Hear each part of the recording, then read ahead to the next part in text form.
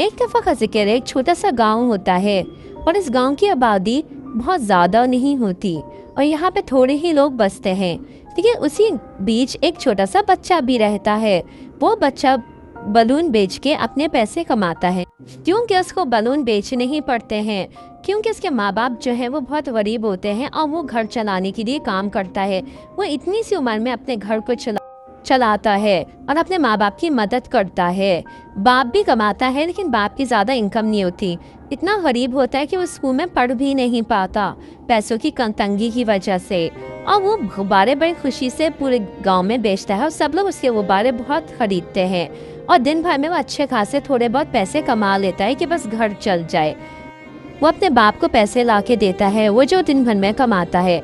लेकिन उससे एक जगह अफसोस भी होता है कि मैं स्कूल नहीं जा सकता और बच्चों की तरह, और उसकी गुर्बत उसका पीछा ही नहीं छोड़ती।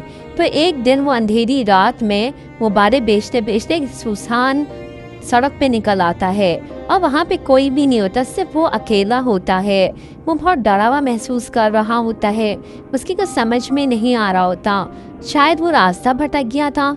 तो वो बलून लेके फिर रहा होता है कि अचानक से उसे एक रोशनी नमदार होती हुई दिखाई देती है और वो रोशनी दरख्तों के बीचों बीच से ही आ रही थी। वो उसको देख के और खौफजदा होना शुरू हो जाता है। उसके दिल में डर, खौफ और अजीब सी कैफियत होती है, लेकिन वो कुछ कर भी नहीं पाता। बलून बेचते बेचते वो वहीं पे गिर जाता है और उसके सारे बलून भी गिर जाते हैं। इसने उसके अंदर इतना डर भरा हुआ होता है कि वो कुछ सोच ही नहीं पा रहा होता। फिर वो डर के मारे भागना शुरू हो जाता है। उसे ऐसा लगता है कि कोई साया उसका पीछा कर रहा है। वो भागना शुरू हो जाता है कि मैं कैसे घर पहुंचूं, इस साए से मैं कैसे बचूं, कि अचानक से उसके सामने एक सुनहरे कलर का दरवाज़ा खुलता है और वो दरवाज़ा बहुत बड़ा और कुशादा हो जाता है। अचानक से उस दरवाजे के अंदर से बहुत सारी आवाज़ें आने लगती हैं, लेकिन वो लड़का उन्हें देख के इस कदर घबरा रहा होता है कि उसे कुछ समझ में नहीं आ रहा होता। उसे ऐसा फील होता है कि आज तो मैं गया, आज मेरे साथ कुछ बुरा ही होने वाला है। वैसे ही तो बुरा ज़िंदगी गुजार ही रहा हूँ, अब और बुरा क्या होगा मेरे साथ। तो वो बहुत डरा हुआ होता है, लेकिन उस दरवाजे की आवाज़ें ख़त्म ही नहीं हो रही होती कि उसके कान बज रहे होते हैं। अचानक देखते ही देखते उस दरवाजे में से खूबसूरत सी फेरी नमूदार होती है और वो उसे देख के चौंक जाता है और थोड़ी देर धुन में रह जाता है।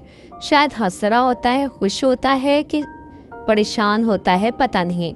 तो उसको देख रहा होता है। फिर वो फेरी उससे कहती है, क्या हुआ, मुझे तुम्हारी सारी परेशानियां पता है, तुम मुझे देख के घबराओ नहीं, मैं यहाँ तुम्हारी मदद के लिए ही आई हूँ। तो मैं तुम्हारी क्या मदद कर सकती हूँ? तुम अपनी जो भी परेशानी मेरे साथ शेयर करोगे, मैं उसमें तुम्हारी मदद ज़रूर करूँगी। तो वो कहता है, हाँ मैं बहुत गरीब हूँ और मैं यहाँ पे गुब्बारे बेचता हूँ, उनसे भी मैं इतने पैसे नहीं कमा पाता कि मैं अपना स्कूल पढ़ सकूँ। तो क्या आप मुझे अमीर बनने में मदद करेंगी और मुझे इतने पैसे देगी कि मैं स्कूल जा सकूँ और बच्चों की तरह? उसके चेहरे पे जो मासूमियत होती है और अनदेखापन और उदासपन और मासूमपन, वो देख के उस फेरी को तरस आ जाता है और वो उससे कहती है, ठीक है तुम घर जाओ और अब तुम परेशान बिल्कुल भी मत होना। जब वो एकदम से बेहोश हो जाता है और फिर जब वो उठता है तो अपनी माँ की गोद में होता है, लेकिन थोड़ा परेशान होता है और सख्ते में भी होता है, क्योंकि उससे ऐसी चीज़ देख रही थी जो उसने कभी ना देखी थी।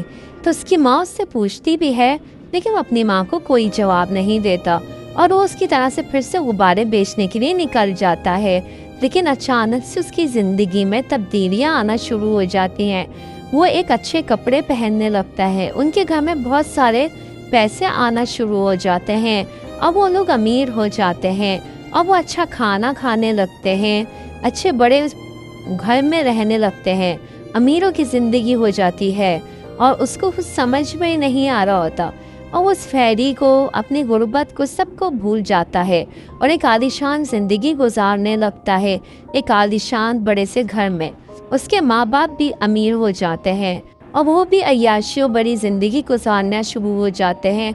लेकिन इस अय्याशी भरी ज़िंदगी में वो भूल ही जाते हैं कि एक ज़ात है जिसने हमें सब कुछ दिया है। वो उसका शुक्र भी अदा नहीं करते और फिर एक दिन उनके पास पैसे ख़त्म होना शुरू हो जाते हैं और वो लोग फिर से गरीब होना शुरू हो जाते हैं। तो अब उस बच्चे को याद आता है कि अब हम गरीब हो चुके हैं, तो शायद मुझे दोबारा उस फेरी के पास जाना पड़ेगा, फिर से वो मेरी मदद कर देगी। तो वो उसी वीरान रास्ते पे फिर से चला जाता है। वो जब जाता है तो वहाँ पे कुछ भी नहीं होता, वो ढूंढने से भी उस दरवाजे को हासिल नहीं कर पाता। लेकिन अचानक से दरख्तों के बीच उससे एक रोशनी नमूदार होती हुई दिखाई देती है और फिर उससे एक आवाज़ आती है कि देखो, तुमने अल्लाह का शुक्र अदा नहीं किया था, इसलिए तुमसे सारी नेमतें छिन गई। तो वो ये सुन के बहुत अफसोस ज़्यादा हो जाता है। वो कहता है मुझसे कितनी बड़ी गलती हो गई, जिस ज़ात ने मुझे सब कुछ दिया मैं उसका शुक्र अदा नहीं किया। और फिर वो नदामत के आंसू बहाते बहते रह जाता है। तो इसीलिए कहते हैं जब अल्लाह ताला हमें कुछ देता है तो हमें अल्लाह का शुक्रगुजार होना चाहिए।